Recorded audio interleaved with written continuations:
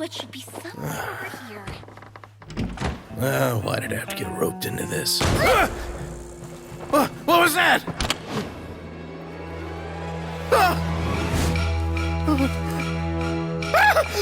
Who's there? Get me out! Get me out of here!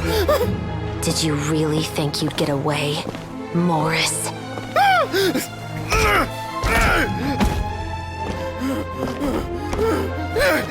You've got the wrong guy! It wasn't me! I'm not the killer! You know, Eliza died a far more heroic death than this. She fought your assassin to the end, to save the children she had hidden beneath the floorboards.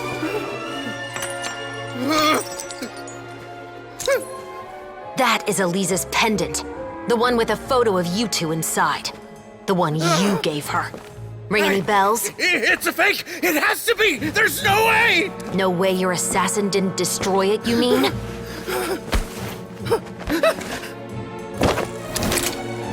Did you ever love her, Morris? Or was killing her always the plan? No, please. Listen to me. I told Eliza to keep us a secret. I paid her plenty for her silence. I never thought she'd keep the child. Everything was gonna come out, and I had no choice. She'd force my hand. No! I'm begging you. I have money. Just name your price, please. You can keep your Mora, and you can go to hell.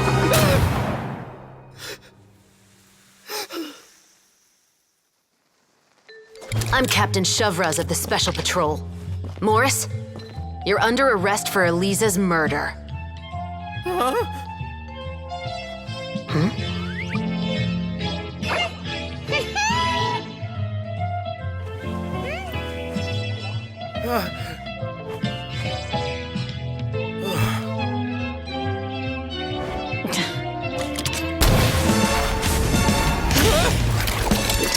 You're under arrest too, Prop Manager Veronique. Or perhaps I should call you the Second Musketeer.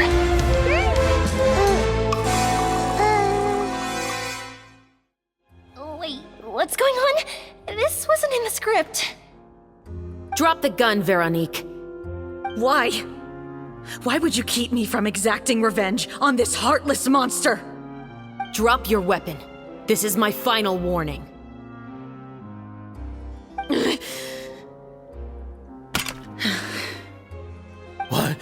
What is going on? Do I have to spell it out for you, Morris? Everything that took place just now was staged to get you to confess the truth. But this last part is all improv, of course.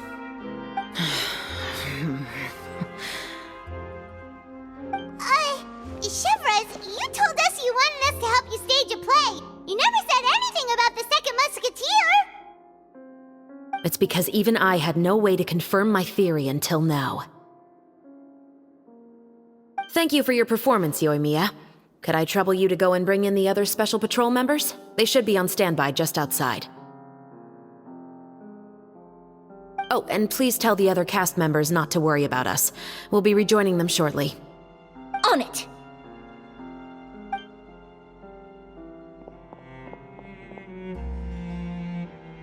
So what do you think, Morris? Care to talk about what happened 20 years ago? My patience is limited, you know. Don't force me to take you back to the interrogation room. I'd wager that you wouldn't last for more than a minute in there. With the recording we made, you have no chance of winning in court. Cooperating with us now is the most practical move. All right. I'll talk. I hired an assassin to murder Eliza. She once worked as a maid on my family's estate. She was very beautiful, and after some time I fell for her. We kept our relationship a secret and carried out an affair for some time, but it wasn't long before she became pregnant. And if my parents ever found out, they would have stripped me of my inheritance and status, driven me out of my home. I also didn't expect Eliza to insist on bringing the pregnancy to term. She even asked me to leave my family and travel far, far away with her. She believed that you were truly in love with her. I didn't have a choice. I gave her a large sum of Mora, told her to leave the family and to get rid of the baby. But then years later, she sent me a letter that there were photos of 2 children, and she even asked if I could find some time to visit them. Huh? 2 children? Paimon thought Baptiste was the only... You mean... Even if she had the children against your will, you could have just ignored the letter entirely. Why kill her? I had just gotten engaged to be married to an heiress from another wealthy family. So if anyone were to find out about Elisa, my life would be completely ruined. I didn't have a choice. No. You always had a choice. You just made the wrong choice. Again. Do you know how it feels to watch your mother be killed right in front of you? My brother and I were hardly even school age yet. We were hidden beneath the floorboards, grasping each other's hands like a lifeline. We were so terrified that we didn't even know we could ever take a breath. All we could do was to watch Mother try to fight back, and then collapse to the floor. Even after the assassin left, we were still too terrified to leave our hiding spot. We thought that he might come back. It was only until the next evening when we finally climbed out and gathered around our mother. But she had already become cold and stiff to the touch. You made up your mind right then and there to bring this case to light. Not only that, we resolved to get our revenge. And that's why you became the Musketeers. No, that's why I became a musketeer. The man from before was also killed by me. My brother had nothing to do with it. I figured as much. You did? I once told these 2 that he didn't look like a killer to me. His confession from that night also rubbed me the wrong way. I think what really tipped me off was, how could I not feel a sense of regret in him? Huh? He confessed faster than any criminal I've ever met, but he didn't say a single word about you. He insisted that he was the sole perpetrator in the case. But after the questioning ended, I disassembled the musket we dug up from his backyard, put it in front of him, and told him to reassemble it. Wanna guess how far he got?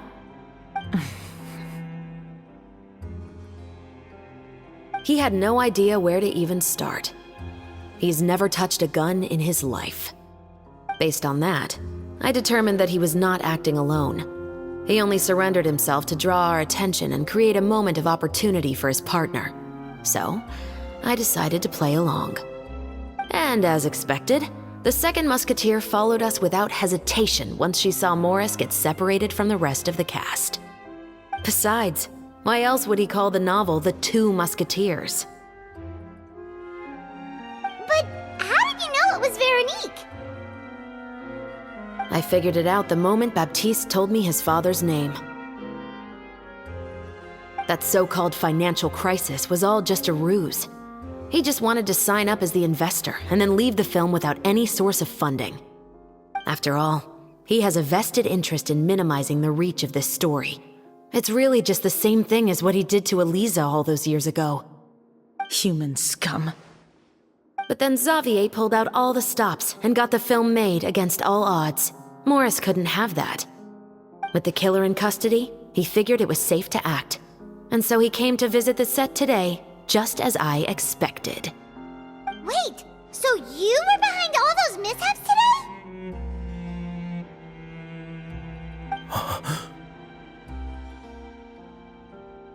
As for the identity of the second musketeer, I assumed they'd probably stay close to Morris and look for an opening. And if they already knew that Morris was the film's investor, then that narrowed the list of potential suspects as well. Furthermore, being the props manager would allow the culprit to avoid scrutiny by purchasing mechanical parts in the name of the crew. With that hypothesis in mind, I went back to check Baptiste's orphanage adoption records. Guess whose name I saw on the same page, just a few lines from his. My brother. He trusted you. As in, he trusted me to perform the deed on his behalf? He trusted you to stand on the side of justice. I am. I thought you could do it as well. Oh, the look on your face when you told him to go to hell. I really thought you'd put a bullet in his brain. You know what he has done. Are you telling me that you'd rather see him spend the rest of his life living like a king in the fortress of Meripede?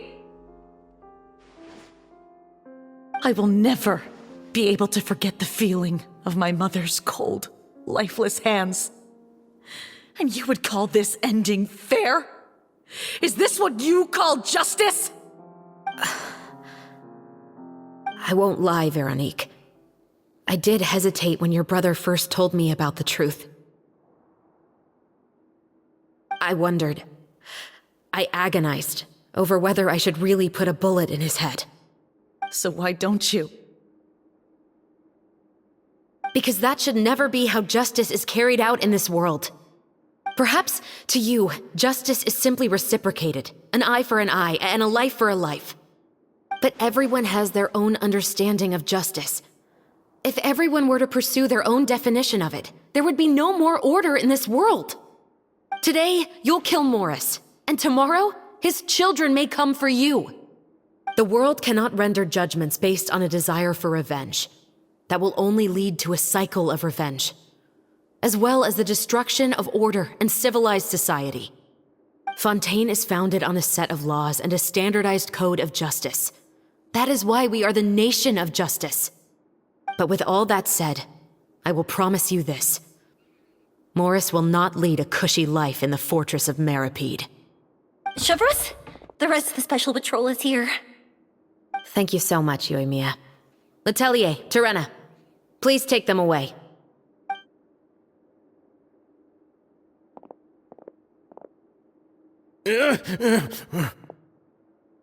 I still can't agree with your reasoning. I know. Justice has not been delivered. At least, not today.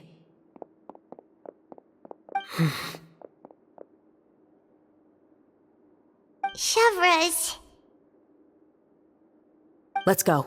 We should give an explanation to the crew. Thank you for your concern. I'm fine. I'm just thinking about the things in life that have driven people to take justice into their own hands.